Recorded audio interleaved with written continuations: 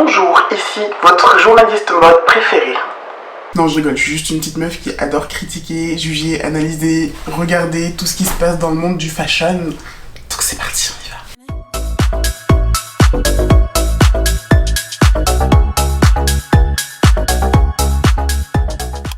Et donc aujourd'hui, on se retrouve dans un premier récap mode de la chaîne et c'est celui du mois de septembre. Et ça a été un gros mois pour le monde de la mode, oui, parce que on a eu la reprise en physique des défilés et des cérémonies, donc plus de red carpet, plus de monde à juger. Moi, c'est tout ce que j'aime. J'ai fait quelques chapitres, j'ai essayé de faire la meuf organisée. J'espère que ça va être compréhensible pour tous. Et on commence maintenant avec les bonnes nouvelles du mois. Ok, donc on commence avec la première nouvelle qui est le magasin Old Navy, le grand groupe américain qui appartient à la marque Gap, a annoncé à travers une campagne nommée Bot Quality que toute leur collection serait inclusive. Merci, c'est ça qu'on veut entendre. Même si je suis pas cliente de Old Navy, honnêtement j'étais super contente d'apprendre la nouvelle, de me dire que cette marque a fait le choix de ne plus avoir d'options grande taille, d'options standard, de juste rassembler les deux. La marque a annoncé que cette différence sera effective en ligne mais aussi en magasin. Et ça on sait que c'est une grosse révolution parce que en général beaucoup de marques proposent de la grande taille en ligne mais quand il s'agit de le faire en magasin, il n'y a plus personne. Je sais pas pourquoi, comme si les grosses ne pouvaient acheter qu'en ligne. J'ai jamais compris ce principe. Donc à partir de maintenant, en magasin et en ligne, vous pourrez retrouver des collections allant du XS au 4XL et du 0 au 30 pour les jeans. Plus de différence, on adore ça, c'est la révolution. Merci Old Navy, merci la vie, merci tout court quoi. On continue dans le même thème avec la marque Donios appartenant à Decathlon qui a annoncé elle aussi sortir une collection inclusive. Décidément, tout le monde se donne le mot. On adore ça, continuez comme ça les gars. Le changement c'est maintenant. Au niveau de la collection, on est sur des modèles allant du XS au 5XS, donc il y en a pour tout le monde va pouvoir faire du sport et ça c'est le plus important. Ils ont annoncé la sortie de cette nouvelle collection sur les réseaux sociaux avec une campagne sans toi prête, on peut même y retrouver quelques influenceuses créatrices de contenu françaises. La campagne est top, moi j'adore ce genre d'initiative. Merci Donios, merci la vie. Et merci tout court. Pour la petite parenthèse, j'ai vraiment été heureuse quand j'ai vu l'annonce de cette collection parce que on le sait, c'est très dur de s'habiller quand tu fais plus d'un XL en ordre général dans un magasin, mais quand tu veux t'acheter des vêtements de sport, c'est encore plus dur. J'ai vécu l'expérience il y a quelques mois quand j'ai voulu me mettre au sport de mon plein gré et j'étais vraiment contente d'aller au centre-ville, d'aller m'acheter une petite tenue de sport, petite brassière, petit maintien, petit legging, tout ça. Et au final j'ai vite déchanté, j'ai fait tous les magasins, impossible de trouver un haut à ma taille. Au niveau du legging, en général ça se trouve, mais au niveau de la brassière, bah c'est que pour les petites poitrines. Et la plupart des magasins me disaient on a des collections grande taille mais faut aller sur le site internet. Sauf que ouais, moi je suis pro internet, sauf pour ce cas de figure là, moi je voulais juste essayer ma brassière, la voir sur le moment T parce que j'ai quand même une assez grosse poitrine. Moi je voulais essayer de suite et j'avais pas envie de me retrouver avec une brassière trop petite et devoir la renvoyer. Quand tu veux faire du sport, c'est super dur de s'habiller quand t'es grosse. Dernière bonne nouvelle du mois, c'est le groupe Kering qui possède entre autres Gucci, Balenciaga ou Yves Saint Laurent qui a annoncé mettre fin à l'utilisation de fourrure animale d'ici 2022 et on le sait, c'est une grande avancée pour le monde du fashion. Le PDG du groupe, François-Henri Pinault, a lui-même déclaré: le monde a changé, nos clients ont évolué et le luxe doit naturellement s'y adapter. Merci pour le changement. Aya Nakamura, la chanteuse la plus détestée par les boomers Facebook français et la plus adorée à l'international, a sorti une collection capsule avec la marque de lingerie Undies. On est sur des produits allant du XS au XL, donc pas très impressionnante venant de la part d'Undies. C'est une marque qui a jamais vraiment été inclusive au niveau des tailles, donc on s'y attendait un peu.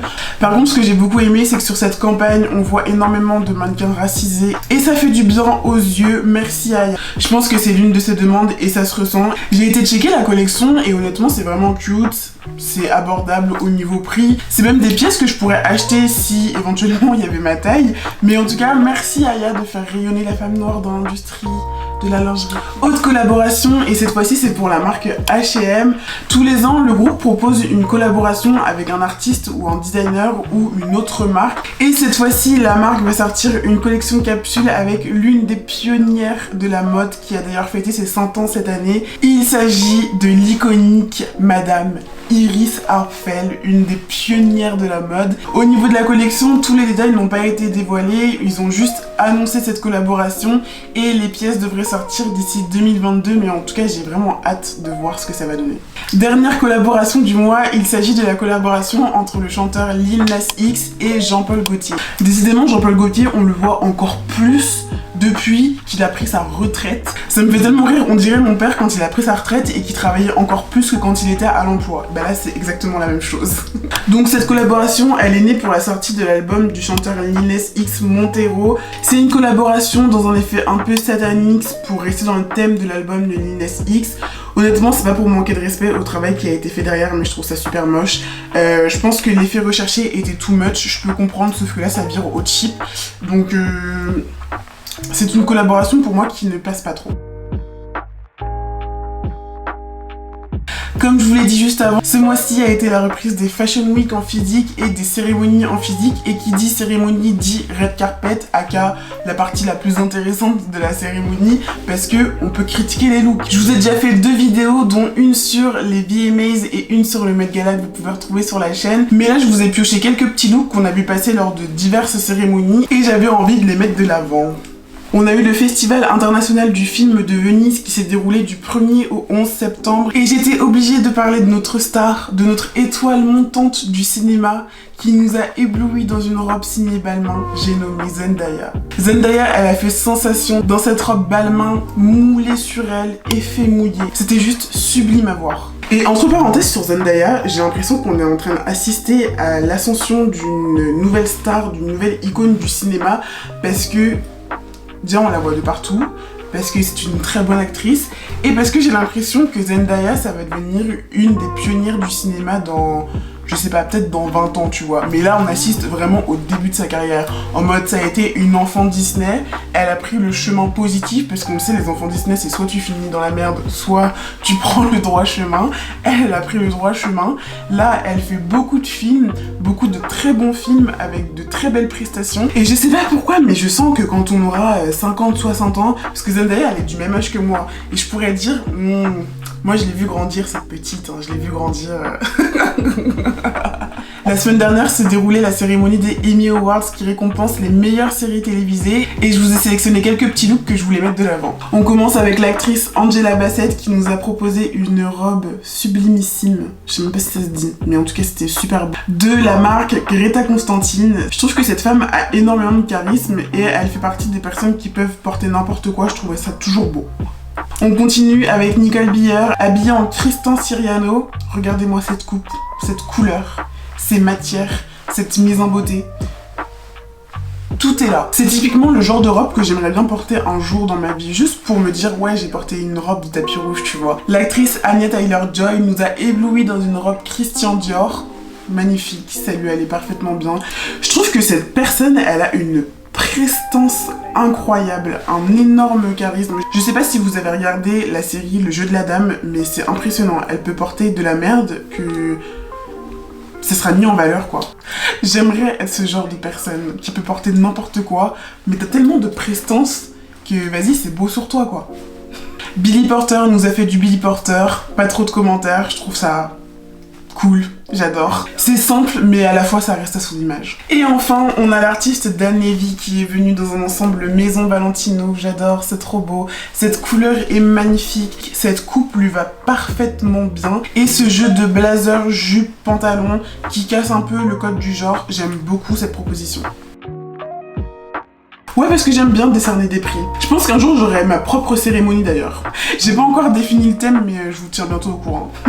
Pour ce look du mois, 2 personnes vont recevoir des awards. On a en premier Lizzo qui nous a fait une proposition tout simplement iconique. J'ai pas trouvé la marque de sa tenue. Cette espèce de cape en fourrure, on dirait de la fausse fourrure. J'espère que c'est de la fausse fourrure, Lizzo, j'espère que c'est de la fausse fourrure. Un peu à la britannique, en mode famille royale. Et avec cette écharpe où il y a marqué cette phrase iconique Don't be a drag, just be a queen de la chanson Born This Way de Lady Gaga. En fait, juste pour ça, je l'ai mis dans le look du mois parce que c'est assumé, parce que c'est du Lizzo et parce que en soi, c'est pas une tenue, c'est pas la tenue la plus glamour, mais elle m'a fait rire et la façon dont elle assume cette tenue, J'ai juste adoré. Et deuxième look du mois, on a la chanteuse Adele qui a fait un mini comeback sur les réseaux sociaux avec une robe signée Schiaparelli.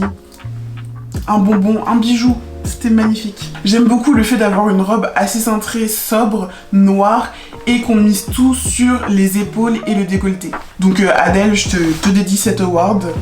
Viens le récupérer à la maison quand tu veux.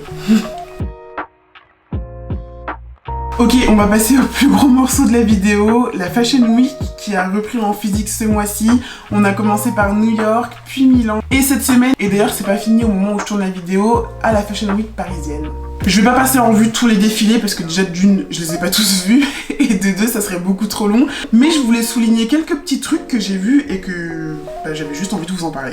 Alors déjà, c'est que j'ai jamais vu autant de formes sur des défilés de Fashion Week que cette année. J'étais un peu confuse et un peu contente à la fois. La personne est mitigée. D'un côté, j'étais contente parce que ça fait du bien de voir d'autres types de morphologie sur un défilé. D'un autre, j'étais un peu confuse parce que je sais très bien que dans tous les cas, je pourrais jamais rentrer dans leurs vêtements. Étant donné que quand les maisons de luxe font du plus size, en général, leurs plus size, ils vont jusqu'au 46. That's it, that's all. Et donc, lors de la Fashion Week de New York, au défilé Moschino, Jeremy Scott nous a proposé une collection haute en couleurs. Et on a pu apercevoir de la grosse cuisse avec le mannequin Preciously qui nous a ébloui et qui nous a rendu fiers. D'ailleurs, ça m'a fait un peu rire parce que ce soit à la Fashion Week de Paris, de New York ou de Milan, à chaque fois qu'une maison de luxe nous a proposé une pièce grande taille, c'était sur le mannequin Preciously. Et j'adore cette personne, je la trouve sublime. Et je suis fière qu'elle nous représente. Mais en fait, ça m'a fait rire parce qu'elle a fait tous les défilés et c'était la seule représentante de la grande taille. Donc après, c'est bien pour elle, je suis contente pour elle, plus de visibilité. Mais les gars, venez pas me dire qu'il y a qu'une mannequin grande taille dans le monde. Quand même. Mettez-en plusieurs. Donc on a pu voir de la grande taille sur le défilé Versace à la Fashion Week de Milan. Coucou Precious. Puis à la Fashion Week de Paris lors du défilé Coperni. Et d'ailleurs, à l'heure où je vous parle, la Fashion Week de Paris, elle n'est pas terminée. Mais elle a été marquée par un événement iconique qui s'est déroulé il y a quelques jours. Le défilé Balmain. Parce que là, faut qu'on en parle, les gars. La marque Balmain a donc marqué cette Fashion Week parisienne parce que, en plus de dévoiler sa nouvelle collection, on a fêté les 10 ans de carrière d'Olivier Rousteing en tant que DA au sein du groupe. Et c'était pas un défilé comme les autres parce que ça s'est déroulé à la scène musicale à Paris, donc dans une salle de concert. En voyant les vidéos, on avait vraiment l'impression d'être à un concert vu la configuration de la salle. Et le défilé a commencé avec la douce voix de Queen Bee en guise d'ouverture qui nous a lu un petit texte depuis sa maison. Elle n'était pas présente mais en tout cas ça a fait son effet. Et ensuite on a pu apercevoir des mannequins iconiques qui ont marqué le monde de la mode comme Carla Bruni défilé ou comme la queen des queens Naomi Campbell qui a fait son effet et qui est arrivée sur une musique de Beyoncé. Honnêtement je suis jamais impressionnée par les défilés quand les mannequins défilent, je suis pas en mode waouh c'est trop beau et tout. Mais là quand j'ai vu la vidéo de Naomi qui défilait sur la chanson Hello de Beyoncé, en fait je sais pas pourquoi mais ce moment je le trouvais émouvant. Je saurais pas expliquer pourquoi mais c'était d'une beauté et la manière dont ça s'est ouvert, la chanson a commencé, là tu vois Naomi qui défile, puis Naomi c'est quand même une pionnière dans le monde du mannequinat, tu vois la madame elle est quand même très très bien conservée, en plus il me semble qu'elle a eu un enfant il y a pas si longtemps que ça et ça se voit absolument pas. Ensuite de ça, on a pu apprécier la collection. On a vu des mannequins comme Adu Taquet ou Cindy Bruna. On a vu du plus size, coucou Precious encore une fois. Et le show a été clôturé par la chanteuse que l'on entend beaucoup parler en ce moment, Doja Cat. Franchement, il n'y a pas beaucoup de défilés auxquels j'aimerais bien assister, mais honnêtement, je pense que celui-ci, j'aurais vraiment aimé. Et parce qu'en même temps, Olivier Rousteing, c'est genre l'un des seuls directeurs artistiques que je kiffe dans le monde du luxe. Peut-être parce que je me reconnais beaucoup en lui aussi. Mais en tout cas, c'est à chaque fois il nous propose des shows de dingue. Je me souviendrai toujours du show qu'il nous avait fait sur la péniche le long de la Seine. Je trouvais ça magnifique avec la prestation de Iseult. Enfin, à chaque fois, il nous fait des propositions incroyables. Durant ce show, on a pu voir des influenceurs saper comme jamais, comme la créatrice de contenu / influenceuse Alexandra Guerra. Je trouve que c'est la personne qui incarne le plus le mot influenceuse mode. Ses looks sont toujours hyper pointus, hyper travaillés. Genre là, j'ose même pas la critiquer parce que je me sens même pas légitime, tu vois. Ensuite, on a pu apercevoir la mannequin Diddy Stone, le duo iconique qui me fait mourir de rire américain, Ricky Thompson et Denzel Dion. On a pu apercevoir Crazy Sally, Lena Situation ou encore le couple Young Emperor. Je sais pas si vous connaissez ce couple, mais quand je les ai connus, ils m'ont beaucoup fait penser au couple J'aime tout chez toi de blogueurs mode. Et là, c'est un peu pareil. Et honnêtement, j'adore la vibe de leur compte. Allez checker et les photos sont toujours hyper bien travaillées. Je voulais faire une petite mention au mannequin Wisdom K qui ne regardera sûrement jamais cette vidéo, mais c'est un mannequin qui a beaucoup percé cette année grâce à ses réels. Déjà, je suis hypnotisée par la manière dont il construit ses looks. Je trouve qu'ils sont toujours hyper pointus et la manière dont il fait ses réels, j'adore. Le montage est top. Et donc ce mannequin a défilé pour la première fois sur le défilé Balmain et je voulais juste faire une petite mention parce qu'en fait j'adore voir les gens réaliser leurs rêves. Entre deux Fashion Week, on a Rihanna qui nous a sorti le volume 3 de son défilé Savage X Fenty. Elle nous a fait du grand Rihanna. Merci pour les travaux, merci pour la représentation. C'est ce qu'on veut, c'est ce qu'on adore. Et c'est une représentation exacte de notre société actuelle. Comme chaque année, on peut apercevoir plusieurs célébrités qui participent au show Fenty. Là, entre autres, on a pu voir la chanteuse Normani qui a performé, la mannequin Adriana Lima, on a pu apercevoir Vanessa Jens, on a vu aussi nos deux finalistes de la dernière saison de RuPaul, Simone et Gottmik. Donc encore une fois, merci Riri pour les travaux. Et pour clôturer le chapitre Fashion Week, je voulais faire une petite mention à la Fashion Week de Milan qui a ouvert une plateforme en ligne qui s'appelle Camera Moda et en fait on a pu découvrir 3 designers émergents qui œuvrent pour le bien-être de la planète, on va dire, en proposant des collections avec des matières durables. Je trouvais ça super important de le mettre en avant. Alors j'ai vraiment hésité à le mettre, mais après je me suis dit bon vas-y mets-le quand même parce que j'ai beaucoup aimé la campagne publicitaire même si j'ai un problème avec la marque. On va parler de la dernière campagne publicitaire de la marque Zara. Sans forcément rentrer dans les détails de la marque Zara, je voulais vraiment souligner le travail qui avait été fait sur la DA de cette campagne publicitaire parce que on peut y retrouver la famille N'Jolie et il y a deux créateurs de contenu assez connus français que j'adore suivre parce que je trouve que leur style est vraiment hyper pointu et c'est deux frères, donc il y a Jean-Jacques et Jean-Philippe et en fait ils ont fait une campagne avec toute leur famille et j'ai été captivée par cette pub.